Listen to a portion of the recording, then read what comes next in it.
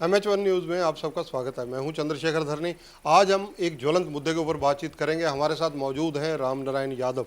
राम नारायण यादव संविधान के जानकार हैं, कानूनी पेचीदगियों के जानकार हैं।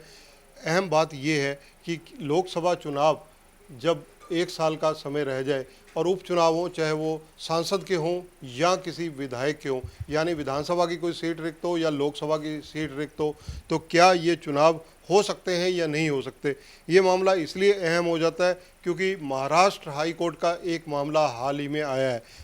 दूसरा हरियाणा से संबंधित है। पंजाब व हरियाणा हाई कोर्ट में एक याचिका दायर की गई है रविंदर सिंह ढुल के द्वारा। उन्होंने भी हरियाणा के अंदर उपचुनाव को लेकर कहीं ना कहीं सवाल उठाया है। फिलहाल पंजाब व हरियाणा हाई कोर्ट का क्या रुख रहेगा ये तो भविष्य के गर्भ में है। लेकिन राम नारायण यादव जी जो विधानसभा हरियाणा से स्पेशल सेक्रेटरी रिटायर हुए हैं, पंजाब विधानसभा के एडवाइज़र रहे हैं, हमारे साथ मौजूद हैं। स्वागत है आपका। धन्यवाद जी। यादव साहब, जो लोकसभा के चुनावों में और विधानसभा के उसके बाद जो चुनाव है, एक साल का समय जब अवधि रहती हो, तो ऐसी स्थिति में क्या उपचुनाव हो सकते हैं या नहीं हो सकते। देखिए धरनी जी, जैसे कि आपने बताया कि हाई कोर्ट में एक केस हो गया है, तो हाई कोर्ट जाने का तो हर व्यक्ति का अधिकार है।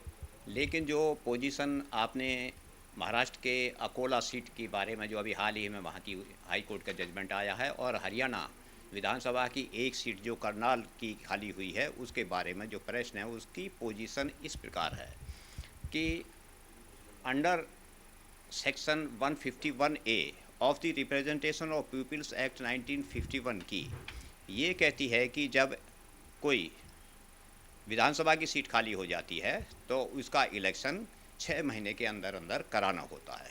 परंतु उसमें परंतु लगा हुआ है, प्रोविजो। यदि उसकी अवधि 6 महीने से कम है या कोई ऐसी डिफ़िकल्टी है कि इलेक्शन कमीशन या सेंट्रल गवर्नमेंट या स्टेट गवर्नमेंट कराने में असमर्थ है, तो वहाँ इलेक्शन नहीं होंगे।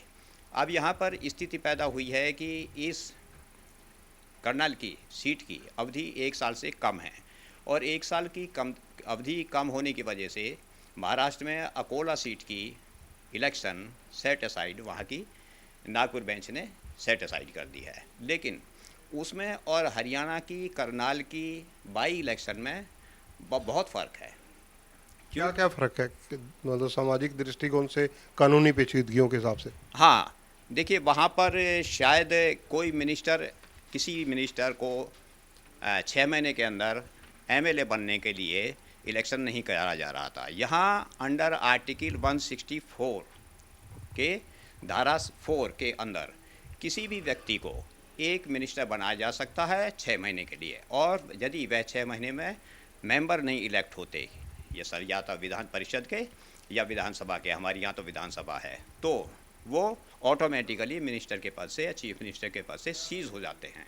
अब बात होती है कि एक्ट के अंदर तो 1 साल से कम का इलेक्शन हो नहीं सकता, लेकिन हमारा संविधान कहता है 164 की धारा 4 कि ऐसा मिनिस्टर जो मेंबर नहीं हैं, मिनिस्टर बनते हैं, उनको 6 महीने के अंदर MLA बनना पड़ेगा। तो अब यहाँ पर जो स्कीम हमारे कॉन्स्टिट्यूशन की है वो प्रिवेल अपॉन करेगी, उसको प्राथमिकता दी जाएगी, ना कि किसी एक्ट को। तो एक्ट से पहले हमारा कॉन्स्टिट्यूशन की प्रोविज़न आ जाती है, और उसके अंदर एक मिनिस्टर को या चीफ मिनिस्टर को अपनी 6 महीने के अंदर सदस्यता ग्रहण करनी ही पड़ेगी, और इलेक्शन कमीशन उसको कराते भी हैं, ऐसे प्रेसिडेंट भी हैं। यानी हरियाणा में जिस प्रकार से नायब सिंह सैनी जो हरियाणा के मुख्यमंत्री हैं 6 महीने के लिए बनाए गए, क्योंकि ये पहले लोकसभा में सांसद थे, तो यहाँ पर होने में कोई ज़्यादा कानूनी अड़चन नहीं है। नहीं, ऐसी कोई अड़चन नहीं है। देखिए, मैं आप जैसे भी प्रेसिडेंट की बात आ रही थी, तो ये भी मैं बता देता हूँ कि ऐसे भी हिंदुस्तान में प्रेसिडेंट्स हैं कि जहाँ 1 साल से कम का टाइम था और किसी मिनिस्टर को या चीफ मिनिस्टर को सदस्यता देने के लिए इलेक्शन कराए गए हैं, और ऐसे भी हैं जहाँ 6 महीने से कम का पीरियड भी था सदस्यता का। वहाँ भी इन हालातों में संविधान के आर्टिकल 164 की धारा 4 के प्रारंभिकता को पूरी करने के लिए 6 महीने से कम का पीरियड में भी इलेक्शन कराए गए हैं। और ऐसे हमारे हिंदुस्तान में प्राइम मिनिस्टर, चीफ मिनिस्टर और मिनिस्टरों को उनकी सिलेक्शन भी कराई जाती है कि आप कौन से कंस्टिट्यूंसी से लड़ने चाहते हैं, क्योंकि नंबर एक तो 1 साल से कम के भी इलेक्शन हुए, 6 महीने से कम पे भी इलेक्शन हुए हैं, और ऐसे ही इलेक्शन भी कराए गए हैं कि वहाँ मिनिस्टर या चीफ मिनिस्टर की पूछी भी जाती है कि आप कौन से लड़ोगे, अगर कई सीट खाली हैं, बाकी सीटों की नहीं हुई और एक सीट की हो गई।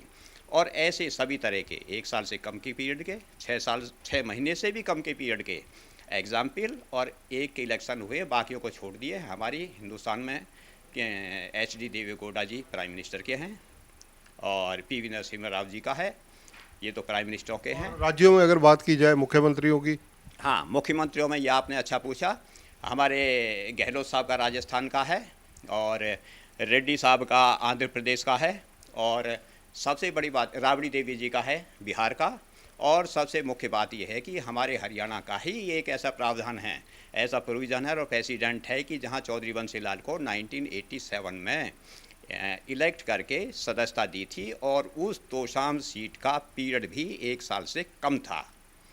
लेकिन एक बात और विशेष ये है कि इस केस को एक मिस्टर RK साहबा ने चैलेंज किया था हाई कोर्ट में, दिल्ली की हाई कोर्ट से, वहाँ कोई रिलीफ नहीं मिली, और फिर उसी केस में वो 1986 में ही नोटिफिकेशन होते ही सुप्रीम कोर्ट गए, और सुप्रीम कोर्ट में भी उन्हें कोई रिलीफ नहीं मिली, और तो शाम का इलेक्शन हुआ और चौधरी बंसी लाल जी को चीफ मिनिस्टर कंटिन्यू करा दिया गया। हरियाणा के अंदर अगर जिक्र किया जाए, कुछ और एग्जाम्पल हैं इस तरह के?